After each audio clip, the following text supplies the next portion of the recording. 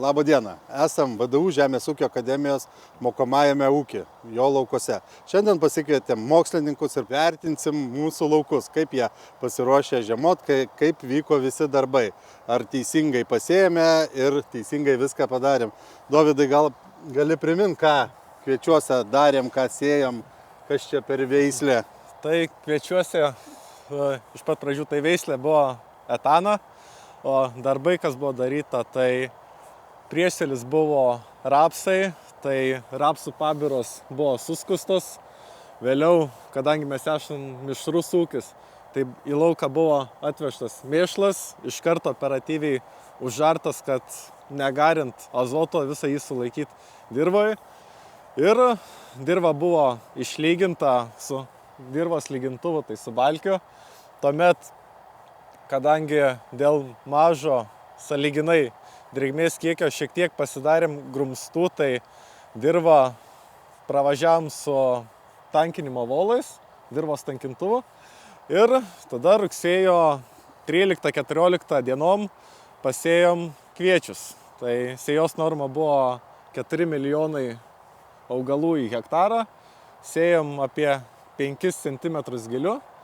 Ir realiai, kas dar rudenį padaryta, tai kviečiam išauginus jau 1-2 tikruosius lapelius buvo nupurkšta dervinių herbicidų pontos 0,64 litro į hektarą norma. Tai laukia mūsų mokslininkų ir žiūrim, ką turim.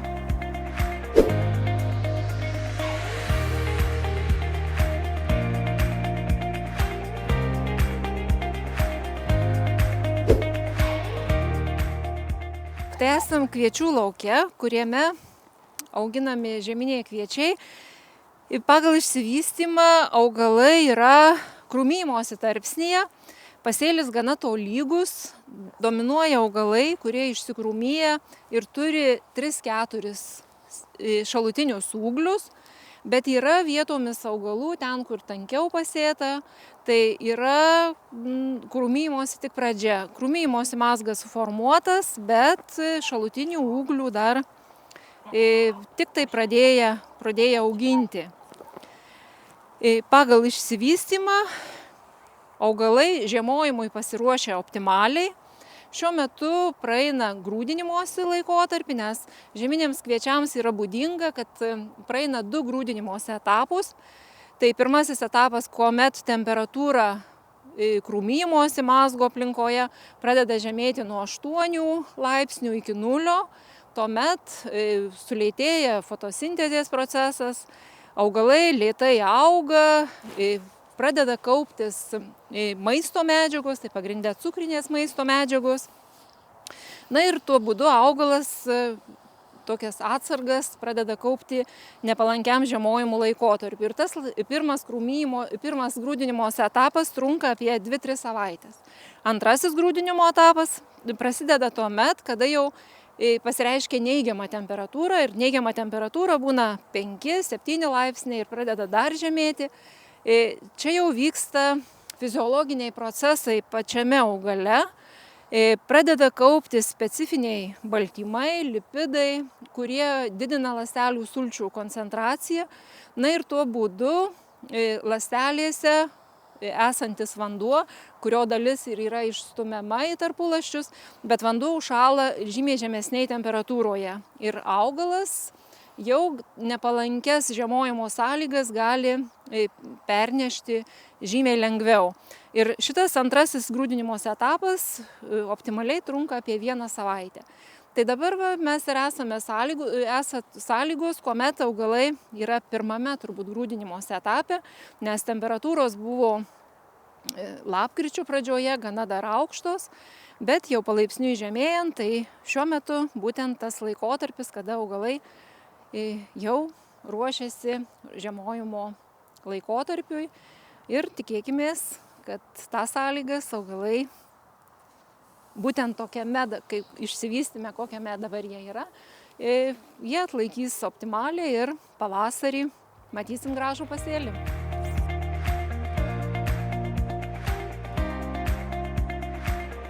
Šiandieną norėčiau pakalbėti apie piktžolių kontrolę ir jos svarbą rudens laikotarpiu, nes kintant klimato sąlygoms tiesiog šiltėja ruduo, labai dažnai pavasarį būna irgi nepalankios sąlygos herbicidų vartojimui, nes dažnos šalnos tiesiog suvėlina tą herbicidų vartojimą ir labai dažnu atveju piktžolės perauga.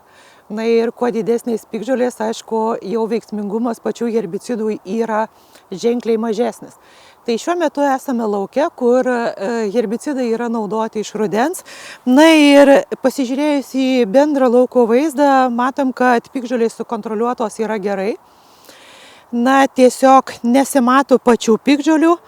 Aišku, tai yra galbūt ta pati kontrolė iš rudens piktžolių. Labai svarbu, jeigu pasėlyje mes turime žieminių piktžolių kaip dirvinis smilguolį, ruginį dirsį arba kitų žiemojančių piktžolių, kaip šunramunis lipikas, kurias yra sudėtingiau sukontroliuoti. Tai tokiu atveju tikrai ta piktžolių kontrolė iš rudens yra labai svarbi. Jeigu yra galbūt pavienės, kitos trumpamžės piktžolės, kaip notrelį, galbūt žvaginį, čiužutį, tokias piktžolės tiesiog nėra galbūt labai svarbu tiesiog kontroliuoti iš rudens, nebent jeigu jų kiekis būtų labai nemažas. Aišku, žinom, kad kiekviena piktžolė, kiekvienas augalas, kad jisai užaugtų, kad augtų, reikalingos maisto medžiagos, reikalinga drėgmė, o ko mes turėsim daugiau piktžolių, tai tuo, sakykime, didesni maisto medžiagų ir drėgmės nuostoliai. O šiais metais ypatingai, kai mes turėjome rugsėjo mėnesį labai šiltą, piktžolėm sąlygos buvo tikrai palankios augti, dygti. Tai šiais metais tikrai ta rudeninė piktžolių kontrolė, manau, tikrai atsipirks.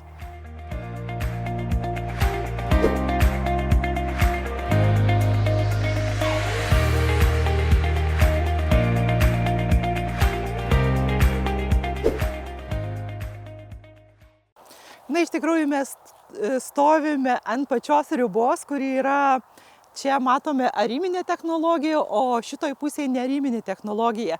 Ir labai aiškiai matosi skirtumai. Skirtumas, pirmiausia, yra toks, kad mes čia matom labai gausiai tiesiog buvusių pabirų. O jeigu pasižiūrėti į ariminę technologiją, tai tų pabirų, jeigu ir matom kur ne kur, tai labai minimaliai. Ir iš tikrųjų, dabar kuo tos pabiros gerai ar blogai, sakyčiau, galbūt tai nėra gerai, dėl to, kad kuo daugiau pabirų, tai rapsai tiesiog gali prasčiau įsivystyti, būti smulkesni, o tuo pačiu, sakykime, augalas gali ir ištysti. Ir labai svarbu tiesiog ar augalas, tas ištysimas galbūt labai svarbu augalo pasiruošimui žiemoti. Nes jeigu augimo kūgelis yra daugiau negu 3 centimetrai, vadinasi, jau, sakykime, augalas yra perėjęs į stiebo augimo tarpsnį ir jau yra labai didelė rizika, kad augalas gali neperžiemoti, augalas gali šalti. Tai yra labai svarbu sukontroliuoti piktžolės, tuo pačiu ir pabiros, kad tiesiog augalai neištystų arba tiesiog, kad augalas tinkamai pasiruoštų žiemoti, nes kai kur vėlgi ne tik tai, kad matom tuos trupučiuką ant ribos galbūt augalus, bet tuo pačiu matom, kur daug pabirų ir pakankamai smulkus augalai. Svarbu kontroliuoti. O aišku, dabar ką mes matom, kad pabiros jau tikrai yra paveiktos herbicido, nors jų yra ir nemažai ir, sakykime, pakankamai aukštos, galbūt ir padarė tą savo negerą darbą, bet kokiu atveju, jeigu jos sunyks, tai vis dėlto organinė medžiaga. Tai irgi niekur nedings, grįš į tą pačią žemę.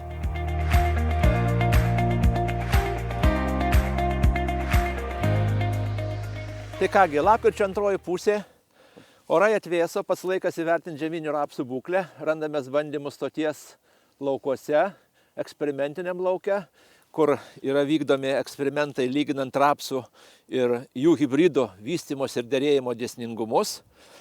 Kaip atrodo rapsai šiemet? Įvairiai atrodo mūsų regione, Vidurio Lietuvoje, priklausomai nuo taikytos agrotechnikos, nuo sėjos laiko. Taip, meteorologinės sąlygos pabaigoje rugpjūčio buvo nepalankios rapsų dygimui, trūko drėgmės, bet vėliau atsiradus drėgmė ir vėliau rapsai sudygo, pasėlis išsilygino, Kaipgi turi atrodyti rapsai pasiruošę žiemojimui. Turbūt visi žinom, kad jie turėtų turėti jau 6, 8 lapus, taip, viršūnė pumpurą pakilus virš žemės nedaugiau 3,5–4 cm, dar geriau, kad jis būtų nuo 3 iki 3,5 ir šaknies kaklelį nuo 6 iki 10 mm. Tai šitie rapsai taip ir atrodo. Ir turbūt tai lėmė taikyta agrotechnika. Matom, kad skrotelė priglūdos prie žemės paviršiaus, jinai horizontaliai yra. Taip, viršūnis pumpuras nėra ištysęs, augalai turi nuo 8 iki 10 lapų. Taigi labai trumpai apie agrotechninius parametrus, kurie sąlygoja tokį rapsų įsivystymą. Dar reikia pažymėti, kad čia yra hybridas ir jų yra augalų maždaug apie 60 augalų kvadratinė metrė, kaip ir turėtų būti iš rudens hybridų, nuo 40 iki 60, o paprastų rapsų nuo 60 iki 80.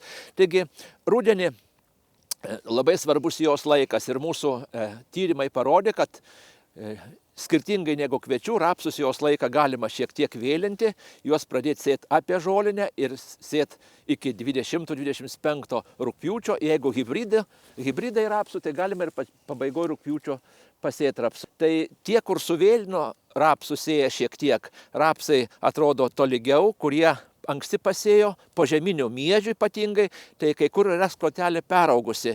Tai svarbu, kad tas viršūnės pumpuras nebūtų pakilęs, pati lapija žalos nedaro, jinai apsaugo nuo iššalimo, o maisto medžiagos iš lapo transformuojasi į šaknies kaklelį.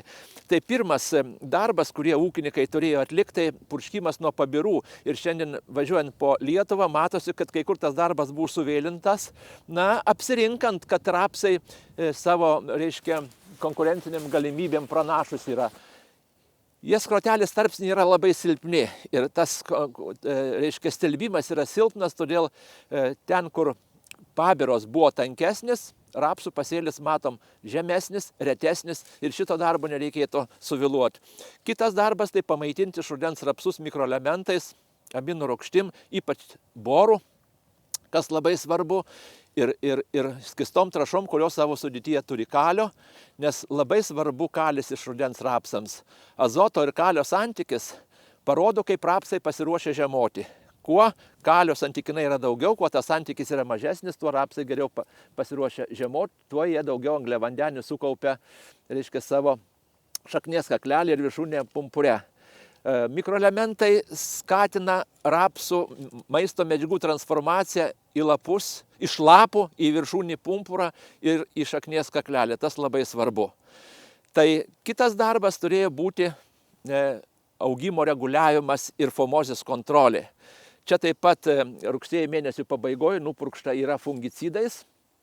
Taip, tai fungicidas nušauna 2 zuikius. Sutrumpinam rapsą, sustabdom jo augimą ir tą skrotelę, pakeičiam į horizontalią padėtį. Taip, ir kontroliuojam fomozę, kurią galima kontroliuoti tik iš rudens, pavasarį jau fomozės nesukontroliuosim. Taigi, to pasiekoje rapsai taip ir atrodo čia ir atrodo kituose ūkiuose panašiai ir mokomajam ūkyje. Mūsų akademijos, kuris domisi naujom, irgi augina kelias rapsų veislės. Žodžiu, kada laikomas agrotechnikos abėcėlės, tai rapsai pasiruošia žiemoti. Ir dabar, aišku, labai būtų gerai, kad orai ir toliau vėstų, tada rapsai nuosekliai pasiruošia, perina tuos tarpsnius pasiruošimo žiemojimo ir tada nebaisios ir kelios dienos besniegių, žiemų, bet jeigu padaryta tokių agrotechnikos klaidų, tai paskui ta žiemojimo rizika yra didesnė. Visus domina hibridų ir paprastų rapsų, skirtumai turbūt. Mūsų tyrimuose buvo nustatyta, kad rapsų hibridai ypatingai atsparus pokyčiams, klimato kaitos pokyčiams žiemos laikotarpiu, atšilimams ir atšalimams. Jeigu paprasti rapsai atšilus oram žiemos metu, na, leiskim, sausio, vasario mėnesį, ten 5 dienos būna apie vidutiniškai 2-3 laipsniai šilumos, tai jie apsigauna ir pradeda naudoti savo sausas medžiagas ir taip nusilpsta. Tuo tarpu hibridiniai rapsai yra, jeigu taip galima pasakyti, gudresni. Jie neapsigauna tais, žodžiu, atšilimais laikinais ir toliau kantriai laukia pavasario vegetacijos pabaigos. Kitas dalykas, kurį mes pastebėjome, lygindami rapsų sėją į skirtingai paruoštą dirvą. Ten, kur tiesioginis sėja ir dirvos dirbimas minimalus, paprasti rapsai linkia šakotis. Kai linkia šakotis, tada šaknis, na, pasidaro neatspari tokiam, kad ir nedideliem įšalam, kurie būna iki 20-30 cm. Tuo tarpu hibridiniai rapsai ir tiesioginiai sėjoj arba minimalizuojant žemės dirbimą linkia formuoti liemeninę šaknį, kuri eina gilin.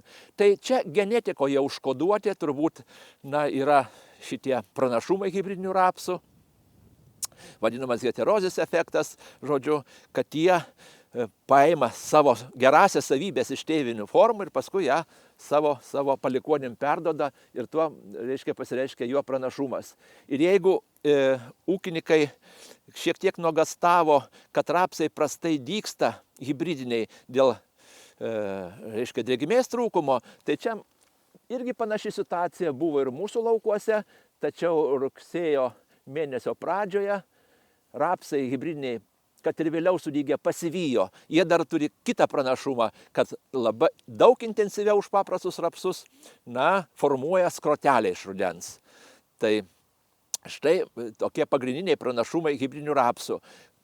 Ką tai reiškia? Tai reiškia, kad jeigu jau vėluojam sėją pagal savo organizacinius darbus, matom, kad jinai vėluos, tai jau geriau sėkim hibridinius rapsus, o ne paprastą veislę.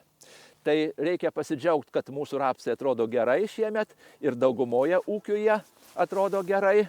Taip, o viskas priklausys nuo žiemos sąlygų. Tikėkime, kad jos bus palankios rapsams šiemet. Tai ačiū už komentarą. Rapsą turim gerą, pasiruošusi žiemot. Lauksim pavasarį, susitiksim pavasarį. Ačiū. Džiugu, kad mūsų tokios rekomendacijos, mokslininkų rekomendacijos, bandymo stoties yra diegiamos mūsų akademijos mokomajam ūkiui. Sėkmės ir jums. Dėkui.